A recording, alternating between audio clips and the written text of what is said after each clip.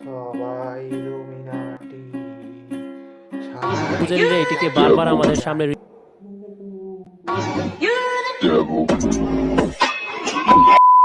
তো বন্ধুরা স্বাগতম। তো আজকে আমরা দেখতে চলেছি ইলুমিনাটি এক্সপোজড। ইলুমিনাটি এক্সপোজড হলো এমনই একটা ক্যাটাগরি, যে ক্যাটাগরিতে যাকে তাকে গরু ছাগল যাকে তাকে ধরে এনে বলবে এরা শয়তানের পূজারী।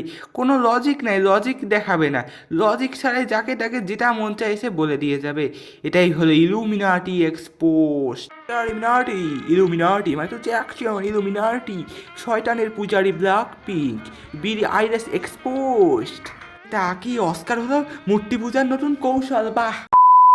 না মানে একটা মানুষ কেমন হলে একটা মরা মানুষকেও শয়তানের পূজারী নামক একটা এত বড় অপবাদ দিতে পারে? একটা মানুষ কতটা ভালো মানুষ হলে এমন কাজ করে?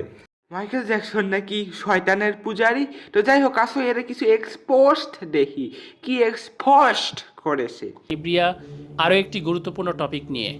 না মানে ব্ল্যাকপিঙ্ক হলো শয়তানের পূজারী, এটাই তো মানুষের জানা জীবনে অনেক প্রয়োজন, এটাই তো জানা খুবই প্রয়োজন, খুবই গুরুত্বপূর্ণ তথ্য একটা মানুষের জীবনে। প্রথমে আমরা তাদের একটি গানে চলে যাব, যেটির নাম হচ্ছে কিল দিস লাভ। তার প্রথম সিনটিতে আপনারা দেখতে পাচ্ছেন তাদের ব্যাকগ্রাউন্ডে হিউজ পরিমাণে ট্রাম্পেটস রয়েছে এবং শুরুতেই কিন্তু এই ট্রাম্পেটসগুলো বেজে ওঠে। আর এখানে একটি বিষয় উল্লেখযোগ্য, তা হলো এই ট্রাম্পেটসগুলো কিন্তু আমাদের ধর্মীয় কেতাবাদিতে উল্লেখ আছে। এখন এই ধর্মীয় কথা এনে আমাদেরকে ব্ল্যাকমেল করবে যাতে কেউ এদেরকে গালি দিতে না পারে। ট্রাম্পেটসের কথা উল্লেখ করা আছে। এছাড়াও ট্রাম্পেটসগুলো দিয়ে পেছনে হিউজ আকারের একটি পিরামিড তৈরি করা হয়েছে। আমি বলে দিচ্ছি এর চোখে অনেক সমস্যা আছে, এর চোখে একটু কম দেখে, নাহলে এখানে পিরামিড দেখতে পেলো কোথা থেকে? এখানে পিরামিডের শেপটাই তো নাই।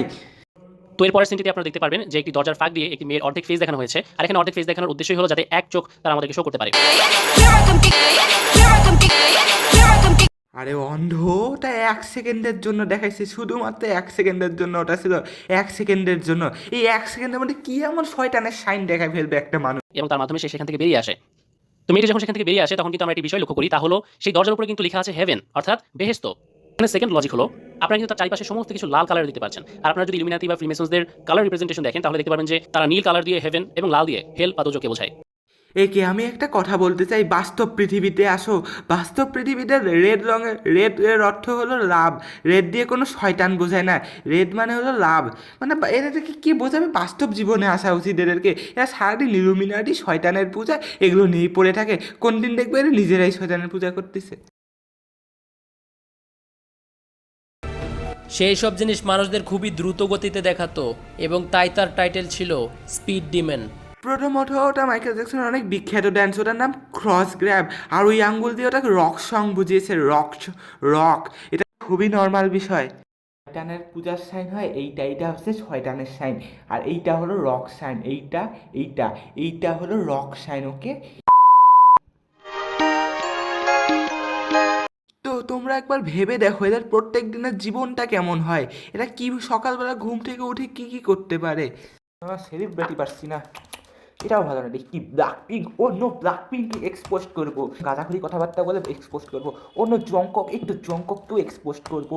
একটু মাইকেল জ্যাকসন মরা বিষয়টা কি যায় আসে? আমি তো অমানুষ, আজকে আমি মরা মানুষকে এক্সপোজ করবো অন্য। তো বন্ধুরা যাই হোক, আজকের ভিডিও এই পর্যন্ত। ভিডিও ভালো লাইক করে এবং চ্যানেলে ভালো লাগে সাবস্ক্রাইব করে। Tata bye bye, good by.